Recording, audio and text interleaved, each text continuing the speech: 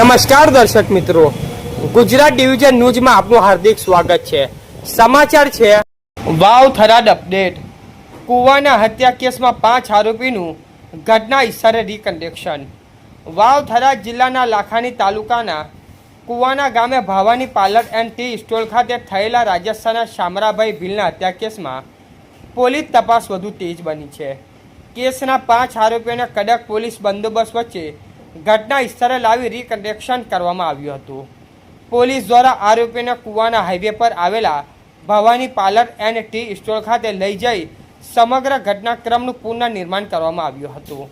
આ દરમિયાન મોટી સંખ્યામાં પોલીસ જવાનો તૈનાત રાખી ચુસ્ત સુરક્ષા વ્યવસ્થા ગોઠવવામાં આવી હતી। પ્રાથમિક તપાસ સામે આવ્યું છે કે જૂની અદાવતનો બદલો લેવા માટે શામરાભાઈ ભીલની હત્યા કરવામાં આવી હતી। આ કેસમાં મુખ્ય આરોપી કિરણ ગોહિલ, શિવાજી ગોહિલ, મહેશ ગોહિલ તેમજ ભરત ગોહિલ સહિત કુલ 5 આરોપીની સંડોવણી સામે આવી છે। તમામ આરોપીઓને વાવ તાલુકાના બુકના ગામના રહેવાસી હોવાનું જાણવા મળ્યું છે।